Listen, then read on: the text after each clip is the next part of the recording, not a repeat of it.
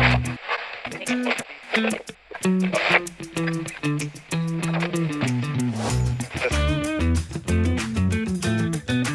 Rádio Otorrino.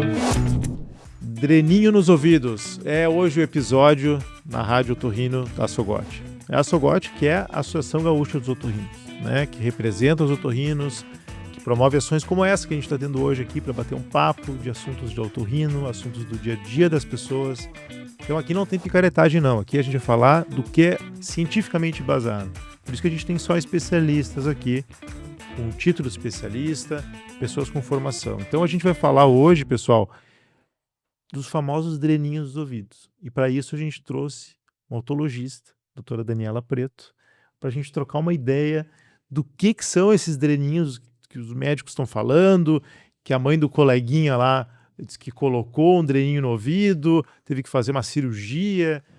Dani, vamos falar um pouco disso hoje, então, tá? E aí vamos começar, então, com um pequeno caso, né? Certo, Rodrigão? Contigo. Vamos lá, então. Caso clínico de hoje. Menino Léo, de 4 anos, tem apresentado otites de repetição nos últimos meses. A cada 2 ou 3 semanas, ele volta a ter dor de ouvido. Ele tem febre e, às vezes, tem secreção. Os pais relatam que ele ouve mal, assiste televisão em volumes altos e já está apresentando, conforme a professora, atraso de fala comparado com os coleguinhas.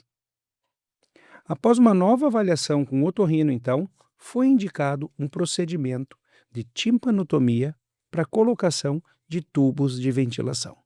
Esse é o nosso caso de hoje. Vou já começar então pela primeira pergunta para te dar uma explicação para o pessoal que quer saber mais sobre isso.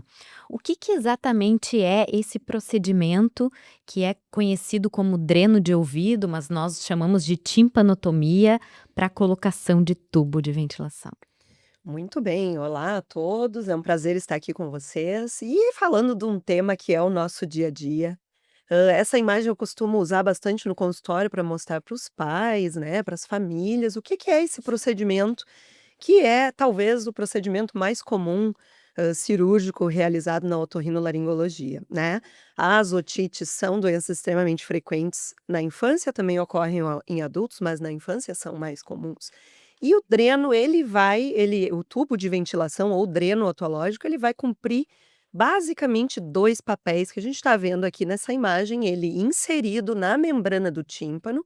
Aqui a gente tem a membrana do tímpano vista em perfil, separando o ouvido externo, a orelha externa da orelha média, que é onde tem a secreção, a meleca da otite. Então esse dreno vai servir especificamente para drenar essa secreção e também para que entre ar da orelha externa lá na orelha média, fazendo então a ventilação da orelha. Muito bem. Muito bem, a gente até tem, só para quem quer aprender também, complementar um pouco esse episódio de hoje, a gente tem um episódio que a gente falou, né? A gente tem dois episódios, né? De otites nas crianças, né? Que a gente falou um pouco da otite silenciosa, então a gente vai falar um pouco de alguns assuntos aqui, e aí eu sugiro que o pessoal acompanhe na nossa biblioteca, né? Com os outros episódios que vão ajudar muito, né? Tem um que é Nesse... só de dor de ouvido. Todas as causas de dor de ouvido tem um episódio aqui na Rádio Otorrino também. E depois o de otite silenciosa, né, Bárbara? Otites, Que a gente falou de otite recorrente, otite aguda e tal. Então, falando, para a gente fazer um resumo, Dani, assim, quando que precisa esse tipo de situação, esse procedimento, quando que é preciso colocar esse famoso dreno de ouvido, em que condições, assim, e se tu puder falar um pouquinho sobre, resumidamente, cada uma dessas condições seria indicado, especialmente, vamos falar, principalmente em crianças, vamos dizer assim. Claro, a gente também pode usar em adultos, mas é muito mais comum, a indicação em crianças, e a indicação mais comum são as otites recorrentes, né, da infância. E aí o que é otite recorrente? De novo, tem outros episódios aqui na rádio falando sobre esse tema, mas em linhas gerais o que se tem mais ou menos na literatura são 3 otites no intervalo de 6 meses. 3 otites agudas, bem documentadas, que a criança precisou realmente ser tratada e visitar o médico, né, não basta só uma dor de ouvido, tem que ter realmente o diagnóstico da otite. A segunda maior indicação, não menos importante, é a persistência de líquido na orelha média, de secreção, de catarro, que geralmente acontece depois de uma otite aguda, né. Pode acontecer de maneira mais silenciosa também, simplesmente porque a criança pegou um resfriado, um quadro gripal mais forte e não teve a dor de ouvido e simplesmente encatarrou, digamos assim, o ouvido. É uma otite mais silenciosa, mais difícil de diagnosticar, mas é a segunda indicação, a persistência. E a gente tem um prazo que também é discutível, é individualizado, mas se fala em 3 meses de persistência da secreção. Ótimo. Mas uma coisa importante que tu falou é que não é só em criança, né? Adulto também, e não é uma coisa relativamente até, quem lida mais até com a parte de ouvido comum até, adulto também precisar. Sim. Às vezes não é, né, Dani, não tanto por otite de repetição, mas geralmente até mais pela segunda condição que tu falou, que são as otites silenciosas, né? E aí a gente entra num terreno aí de condições que até estão relacionadas a quadros crônicos de otite, né, quadros, vamos dizer assim, arrastados de otite, que envolve não só até essa secreção, mas condições que muitas vezes até iniciam na infância, né, que vão se arrastando ao longo da adolescência e da vida adulta e que leva a ter problemas nesse tímpano. Esse tímpano começa a ter, algumas alterações que inclusive ele acaba formando muitas vezes um vácuo, Uhum. né, uma retração desse tímpano e indo para a idade adulta, né. Exatamente. Então a gente tem indicações também de colocar dreno nos adultos, isso é menos frequente, mas a gente vê também quem é otologista. E chama atenção um aspecto aí, principalmente quando a gente tem a questão do líquido, do catarro na orelha média persistente depois de uma otite aguda. Quando isso acontece num adulto, o quadro é muito diferente de quando acontece numa criança. E isso a gente tem que estar muito atento, porque o adulto ele vai nos procurar. Ele vai no médico. Ele teve aquela dor de ouvido, ele foi no pronto-socorro, foi medicado, a dor melhorou, a febre melhorou, mas ele ainda está surdo. O ouvido está fechado, com a sensação de que ele desceu a serra ou desceu de um avião, e aquilo não melhora e causa muito desconforto. Então, esse paciente é mais fácil, digamos, da gente identificar. Na criança, isso é muito mais traiçoeiro. A criança tem um nível de tolerância, ela não percebe esse desconforto da mesma forma que o adulto, mas as consequências que ela vai ter, especialmente se isso não for monitorado, diagnosticado e tratado, são maiores até do que no adulto. E só para fazer uma última pergunta desse tópico, e um comentário, realmente a gente vê que tá nos nossos outros episódios muito falando muito desses assuntos, né, das otites e tal, mas eu queria só reforçar da relação importante que existe com a parte da via aérea respiratória, né. Essas condições, tanto em criança e adulto, muito frequentemente têm relação com assuntos da periferia, vamos dizer assim, no sentido de vizinhos, né, a parte respiratória, o nariz, a gente falou de adenoides, a gente fala de outras condições que estão muito intimamente relacionadas com o desenvolvimento desse catarro no ouvido, vamos dizer assim, né. Exatamente. E, de novo, eu volto aqui para a imagem para explicar que a grande fonte de contaminação e de estímulo para a formação de secreções e alterações nos ouvidos é a tuba auditiva, que é esse canal que conecta a orelha média, ali, ó, está sendo mostrado, com a rinofaringe, com a parte lá de trás do nariz. Então, sim, as condições relacionadas à via aérea superior são os grandes fatores desencadeantes para as otites. É muito difícil ter uma otite que não foi precedida por nada na via aérea. Geralmente antecede-se, então, um quadro respiratório. Bom, É, vamos vamos lá. vamos falar então da cirurgia, lembrando que esse procedimento, apesar de rápido, ele é uma cirurgia. Nas crianças e nos adultos, como que ele é feito? A anestesia é geral? É um procedimento rápido? Dá uma explicação pra gente. Então, esse procedimento é sim um procedimento rápido, mas requer, especialmente em crianças, uma anestesia geral, né? Uma sedação, como preferirem, mas a gente não consegue fazer esse procedimento com a criança acordada, é uma região muito dolorosa e é uma cirurgia feita então com microscópio ou com endoscópio. A gente precisa usar equipamentos para aumentar o tamanho da membrana do tímpano, porque ela é realmente muito menor do que isso que está aqui na imagem. E essa necessidade então de manipulação delicada daquela região faz necessário uma anestesia. É um procedimento que envolve um dia, eu sempre explico para as famílias que vão ficar envolvidas ao longo de um dia. A criança tem que ir em jejum a um ambiente hospitalar, ser sedada, anestesiada. A gente faz a colocação dos drenos, que é rápido, depois ela fica numa sala de recuperação até estar bem acordada do efeito dos anestésicos e pode voltar para sua residência no mesmo dia e mesmo no dia seguinte ter a vida normal. Em adultos, com alguns casos, pessoas mais colaborativas, pode-se sim fazer o procedimento com anestesia local, tá? É possível também. Eu acho legal lembrar que o pós-operatório da colocação do dreno não dói, Não né? vai. A criança não sente absolutamente Eu nada. digo para os pais, Às no vezes dia uma secreçãozinha, né? mas no dia seguinte pode ir na escola, pode virar cambalhota, o dreno não vai cair, então é vida normal no dia seguinte, é uma cirurgia tranquila nesse aspecto. Porque os pais perguntam, né? Bom, vai ficar um dreno no ouvido. Eu consigo tirar ele? Porque a criança que às vezes põe o dedo no ouvido. Isso. Não, ele é uma coisa muito pequena, né? E ele está bastante distante o alcance nosso da mão, né? Então, Exato. ele não vai cair, né? Ele não vai ser removido. Então, não há essa preocupação. E é um pós-operatório realmente sem nenhuma, nada, né? É. Absolutamente nada. Nem a Bárbara falou de dor, nada disso. Só depois a gente vai falar um pouco mais adiante sobre os cuidados, que a gente vai Claro. conversar mais adiante. Mas de fato, o dreno ele não aparece, né? Ele fica ali dentro do conduto auditivo, lá no fundo, não está ao alcance da mão, a criança não sente que está com o dreno, né? Não tem dor, não tem nenhum desconforto e nada, quem olha a criança por fora não tem nada que apareça, que as pessoas às vezes têm esse medo, vai ficar aparecendo um canudinho no ouvido, não aparece. No início do episódio eu estava aqui, peço desculpa, procurando na minha bolsa que eu trouxe, que eu achei que eu tinha Eu podia ter aqui trazido. para abrir e botar para as pessoas entenderem. Mas é do tamanho. tamanho de um grão de arroz, pessoal. É Basicamente, pequenininho. é o tamanho de um grão de Procurei arroz. agora e não trouxe. Eu sempre E- tenho para mostrar. É um grão de arroz, inclusive ele tem essa cor azul, de modo geral, né? Isso. E ele é como se fosse um grão de arroz, ele é quase furado no meio. Então ele é como um carretel mesmo, Carretelzinho. que é posicionado no tímpano. E o tímpano é tão pequeno, ele tem tamanho mais ou menos de uma moeda de R$1, mais ou menos assim, 50 centavos, R$1. Então o tímpano é pequeno, tá? R$1? Acho que em criança é até menor. Não, Joel. criança Parei 50 pra- Um centavo. Comparar com. Existe um centavo. Nunca parei para comparar com o É tamanho muito de pequeno. moeda.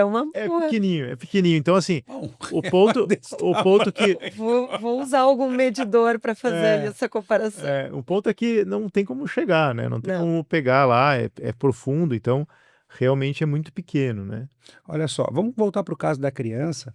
Lembrando, então, do menino Léo, que é o nosso caso.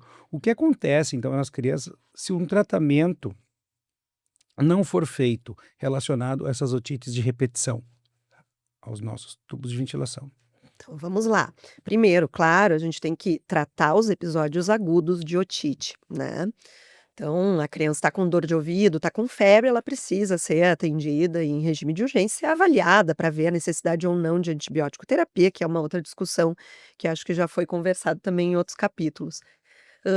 O tubo de ventilação, o dreno otológico, ele é uma opção. Então, o que a gente tem, ele não é um tratamento absoluto, isso tem que ser individualizado, conversado com os pais, a gente tem a linha geral, então os protocolos que nos orientam de quando indicá-lo.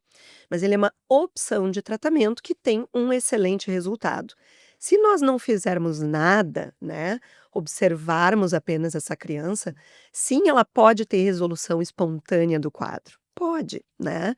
Mas a gente incorre em risco de manter este processo recorrente de otites. E mais, começar a ter, então, cronificação, alterações crônicas nessa orelha média que passa períodos longos sem ser ventilada. Então, a mucosa dentro do ouvido médio, atrás do tímpano, tem que ter ar. Esse ar entra pela tuba auditiva, né? Que tá aqui ela. O dreno, ele vai fazer o papel, entre aspas, da tuba. Ele vai mandar ar artificialmente para essa orelha, já que a tuba não está, teoricamente, funcionando bem, por vários motivos também que podem ser discutidos, mas essa falta de ventilação crônica na mucosa da orelha média vai causando alterações, sim, que podem culminar com um processo mais irreversível e ser uma criança futuramente um adulto que possa ter algum tipo de sequela, tanto na audição quanto no aspecto anatômico da membrana do tímpano, né? Já fala um pouquinho, já enganchando, eu vou puxar uma pergunta antes.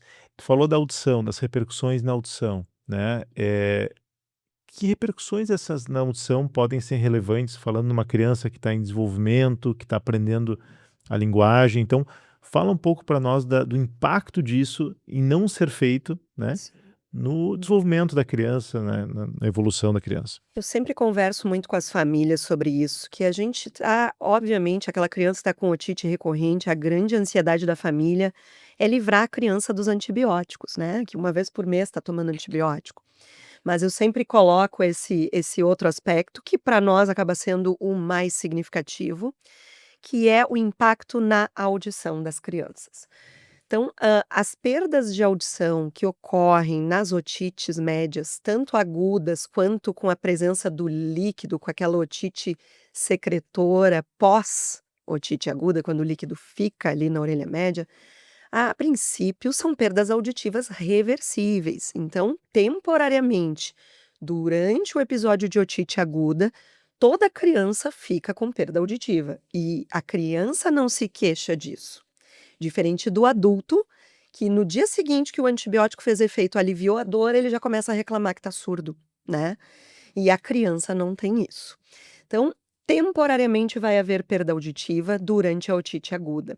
Se a criança tiver dificuldade de autolimpar esse ouvido, essa orelha média, após o episódio agudo e ficar com catarro persistente, essa perda auditiva vai persistir em maior ou menor grau. Enquanto houver líquido nessa orelha média, a condução do som não vai ficar normal, né? E isso vai trazer consequências, especialmente se forem períodos relativamente longos de perda auditiva numa criança que está aprendendo a falar.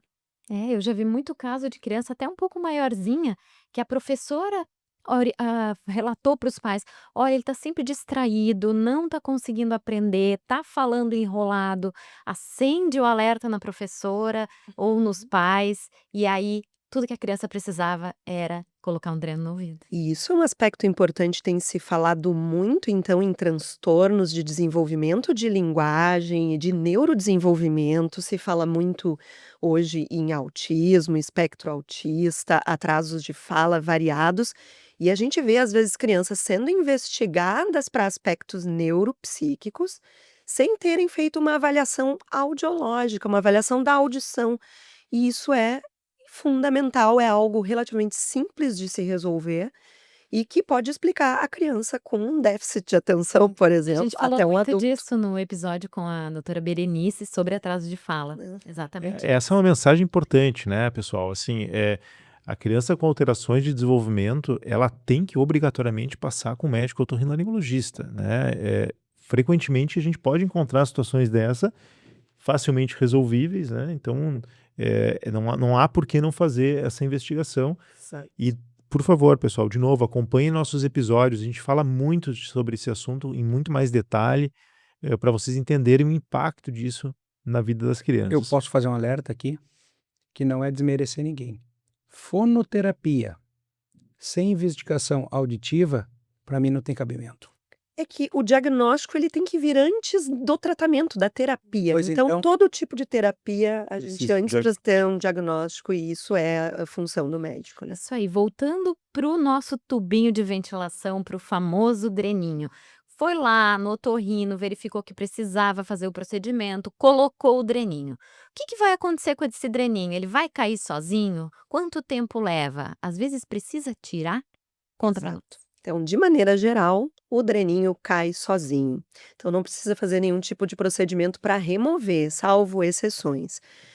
Ele sai da membrana timpânica e vai cair no conduto auditivo externo e vai ficar junto com o cerume, com a cera do ouvido, vai acabar sendo expelido. Alguns pais enxergam no travesseiro, na fronha do travesseiro, e ele sai geralmente com o cerume grudado junto. Uma coisinha azul, né? Uma coisinha azul pequenininha, né, uma pecinha, a gente já mostra antes para os pais no consultório não se assustarem, né. Às vezes cai e ninguém vê, porque cai quando a criança está na pracinha, está brincando, enfim, e a gente olha no consultório. E às vezes fica no meio do cerume ali no conduto auditivo externo, e aí sim o otorrino pode no próprio consultório remover ele junto com o cerume, mas não é um procedimento cirúrgico para remover. Ele vai durar, em média, esse dreno específico que está aí na imagem, a gente tem mais de um tipo, mas ele dura de 6 a 12 meses, né, na orelha. Existem outros modelos de dreno específicos, quando a gente quer que dure mais tempo, existem outros que ficam mais tempo na orelha.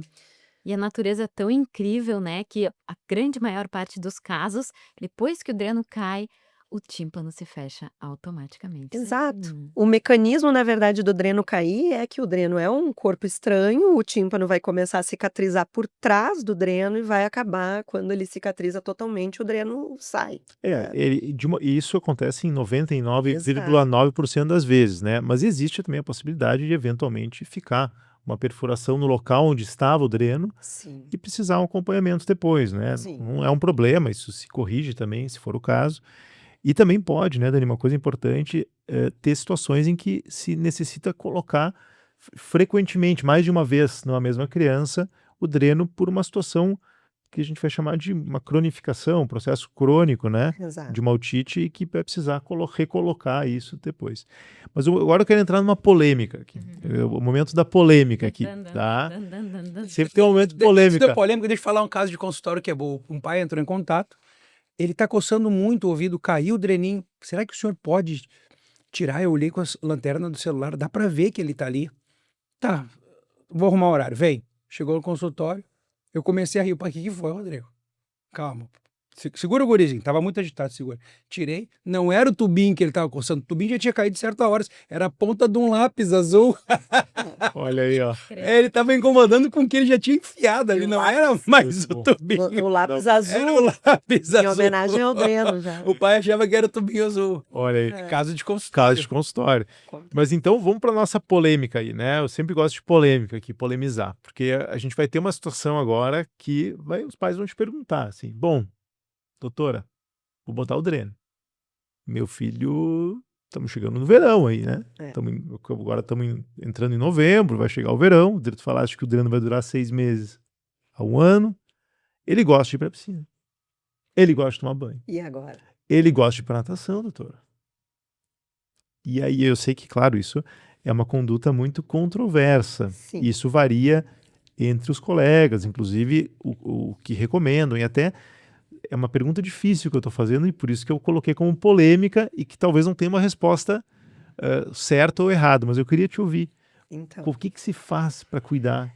Tradicionalmente, né? Tradicionalmente, os pais já vêm com esse questionamento porque se fala isso, né? Que quem usa dreno, quem está com dreno, não pode molhar o ouvido.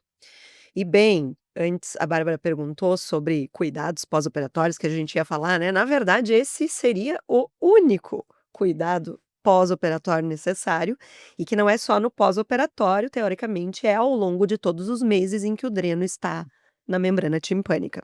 Cuidar para não entrar água nesse ouvido. Por quê? Porque isso sempre foi dito.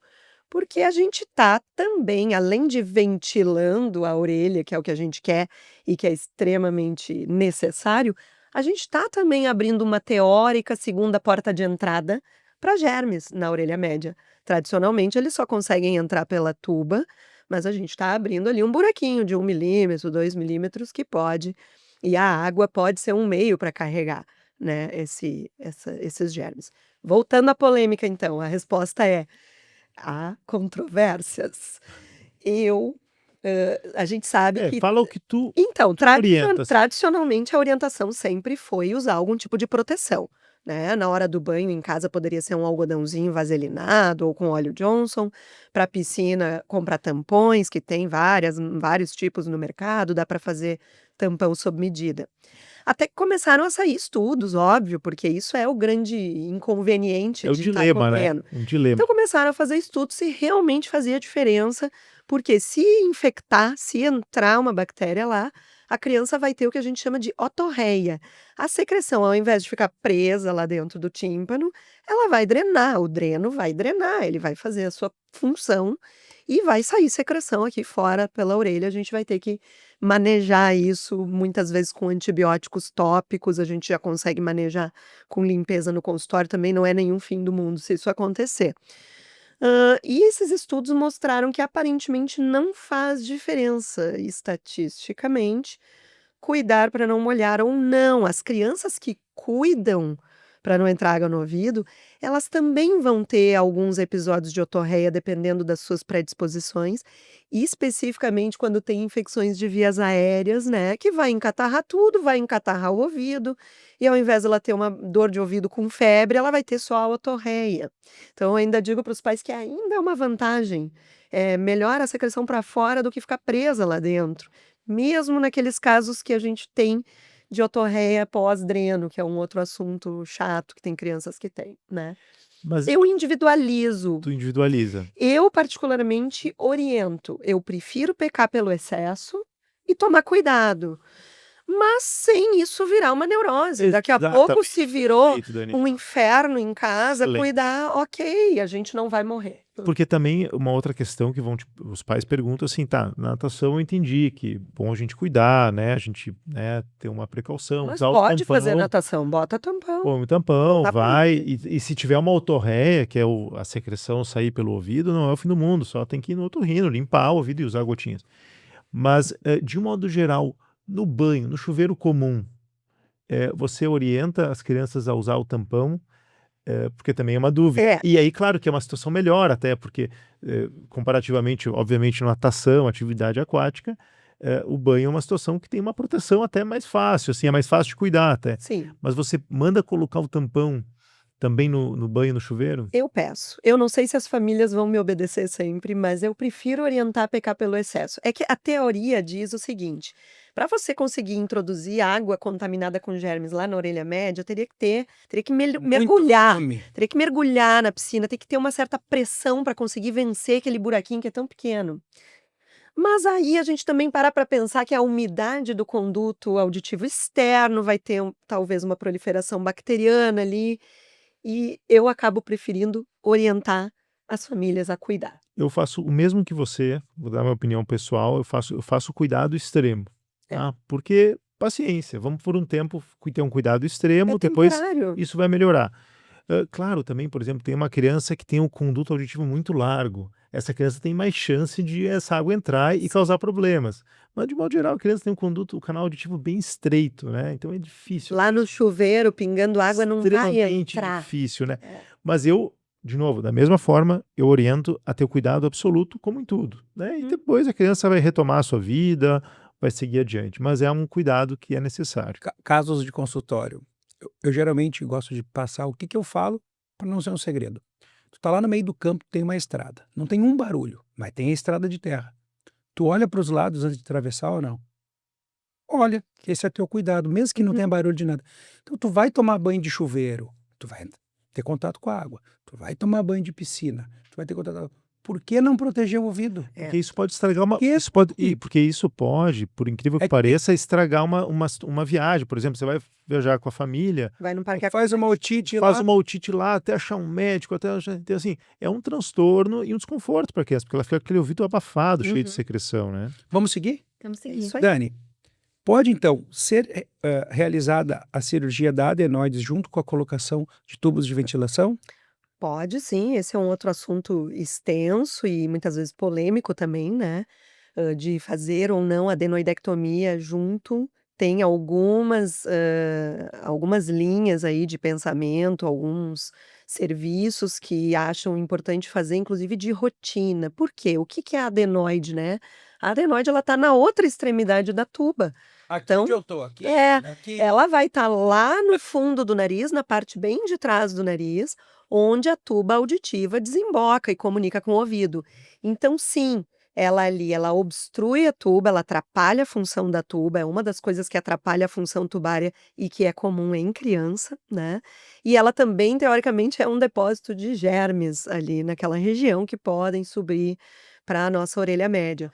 Mas isso, a princípio, todos os protocolos falam que não é feito de rotina, isso tem que ser individualizado, avaliado se a criança tem sintomas relacionados à adenoide ou não, ou se ela vai ter a recorrência da colocação dos drenos. Aquela criança que 6 meses depois eliminou o dreno e começa de novo com as otites recorrentes, com a otite secretora, aí acende a luzinha para a gente avaliar melhor a questão da adenoide para uma segunda cirurgia. Mesmo que a adenoide não seja grande, né, Dani? Mesmo que ela seja menor, ela pode ser depósito de biofilmes, de bactérias e contribuir para a disfunção da tuba. Última perguntinha, então, sobre esse procedimento. A gente sabe que é um procedimento simples, rápido e muito seguro, mas existe algum risco ou complicação que os pais precisem se preocupar? Então, além dos riscos, relacionados à anestesia geral em si, que isso é uma discussão que acho que nós como otorrinos não temos a aptidão, né, Mas eu tenho técnica, mas mas é muito é muito raro. né? Eu costumo dizer para os pacientes, que são crianças saudáveis especialmente, que o risco de ir de carro até o hospital é maior do que o risco de ser anestesiado. Ter um acidente Exatamente. é muito mais comum do que o risco de uma anestesia. E aí a gente fala em riscos pós-operatórios, né, relacionados ao dreno em si, praticamente inexistem. O que a gente pode falar são complicações, não assim risco. Acho que essa palavra risco é forte. O que a gente tem são Ou complicações, incômodos, né? incômodos e fracassos, digamos assim, decepções. Por quê? Porque existem aquelas crianças que, mesmo com os drenos, vão continuar tendo otite. A otite costuma ser diferente. E, de novo, eu entro naquela minha frase que é melhor a secreção para fora do que para dentro. Não, o Shrek que falava, né? Melhor para fora do que para dentro. Então, a secreção para o lado de fora, ela não tem tanta complicação. O problema é a secreção estar hermeticamente fechada na orelha. Isso que dá dor, dá febre. A criança tem um quadro mais brando, só que fica com o ouvido melecado. Tem criança que vive com o ouvido melado e a gente às vezes se arrepende, dá uma Não, vontade de e a chorar. mesma meleca que sai do ouvido é a meleca que sai pelo nariz. Pelo nariz também. Então, são crianças secretoras que têm esse perfil e que a gente sim vai passar algum trabalho para manejar, em alguns casos, até precisar de novo dos famigerados antibióticos sistêmicos, que era a nossa ideia parar. Tem que ter a parceria dos pais, né? Tem. Porque esse ouvido melecado, tu tem que deixar claro pro pai, ele tá melecado, mas ele tá ouvindo, pai. Exato. Ou tu quer ele cheio de catarro lá dentro surdo, tu pode Exato. escolher. E podendo ter otite aguda, com dor, com febre, com complicações da otite, Exato. porque a secreção tá presa lá. Quando a gente tem uma complicação, Mastoidite ou algo assim. quando tem uma complicação de otite média aguda, o otologista é chamado exatamente para, em primeiro lugar, botar um dreno. Quando tem mastoidite, meningite, complicações intracranianas, tem que colocar o dreno, né? Então, é melhor ainda a gente ter a otorreia. Outras possíveis complicações. O Joel já comentou antes uma delas, que é quando o dreno estiver sendo expulso, naturalmente expulso do tímpano, esse tímpano não fechar completamente atrás do dreno e deixar uma perfuração residual ali pós-dreno, que também é possível de ser tratada. Inicialmente, a gente, inclusive, não faz nada. A gente observa, porque eu digo, a natureza é sábia. Essa criança que fica com uma perfuração, ela é a criança que provavelmente eu ia ter que recolocar o dreno meses depois, porque é uma orelha média que não está estável, que ainda tem um padrão inflamatório secretor, e a própria natureza mantém um orifício que é o próprio dreno da Que natureza. Deus criou, eu falo. Deus permaneceu com E inclusive nós temos, né, Dani, no nosso arsenal tipos especiais de dreno, inclusive, né, que a gente não falou, não é, é um detalhe, para que permaneça mais do que esses 6 meses a 12 meses, justamente porque é uma criança que a tuba auditiva, que é aquele canal que comunica o ouvido com o nariz, é imaturo. Exato. Então, e ela vai precisar dessa ventilação por um longo período. Então, algumas vezes a gente tem que lançar mão desse tipo de dispositivo. Então, às vezes, a perfuração acaba Fazendo esse papel. E uma outra condição também que é importante a gente destacar é que algumas crianças não é só o dreno que precisa, né? Precisa a gente fazer uma intervenção um pouco maior, né? Num contexto de situações em que essas infecções têm uma gravidade e um cenário mais complexo, o que felizmente é a minoria, né? Mas eventualmente precisa serem feitas cirurgias, inclusive essa cirurgia é toda feita pelo canal do ouvido, essa do dreno, não tem nada além de ser pelo canal do ouvido, não tem nenhuma cicatriz. mas eventualmente essa criança, alguns casos, vai precisar uma abordagem mais ampla, né? Para se abordar com cirurgias um pouco maiores, né? Exato. Bom, pessoal, então agora é o seguinte, Dani, a gente tem o quadro mitos e verdades. Então aqui é pergunta de bate-pronto, tá? Só pode responder mito ou verdade, né? Para a gente resumir um pouco, né, do que a gente falou e colocar isso nos nossos cortes, né, Bárbara? Então, Rodrigão, é contigo. Mitos e verdades. Dani, a colocação de tubo de ventilação é dolorosa? Mito. Depois do tubo, a criança nunca mais vai poder entrar na piscina? Mito. O tubo de ventilação pode ajudar no desenvolvimento da fala? Verdade. O tubo pode ajudar a evitar a perda auditiva permanente? Verdade. O tubo geralmente cai sozinho? Verdade. O tubo melhora as otites de repetição? Verdade. O tubo de ventilação é apenas para crianças? Mito. A cirurgia da colocação do tubo de ventilação pode ser feita junto com a retirada de adenoides? Verdade. Quando o tubo cai, o problema volta automaticamente? Mito. Aê, é Bem. isso aí. Muito obrigada pela tua presença. Agradecendo a presença, para que eu não vou esquecer. Rodrigo, agora não esquece. Temos o presente para Dani. Olha aí. Tá aí, Adoro. que tu tá usando em cima Ah, da mas é mesa. isso. Vou esse é o poder teu. levar para casa, da Sogote. Agradecemos muito pela tua presença, tá? Foi excelente, tá? Foi muito claro, muito preciso as informações, muito didático, assim, incrível, incrível. Então, obrigado, Dani, Bom. tá? E, pessoal, sigam o @Rádio Otorrino, YouTube, no Spotify, compartilhem, mandem para todo mundo que vai precisar, ter algum amiguinho aí, uma mãe de um amiguinho que vai precisar fazer a colocação dos famosos dreninhos. E não se esqueçam, né, meus amigos? Saúde não é brinquedo. Até o próximo programa. Valeu. Tchau, tchau. Obrigada.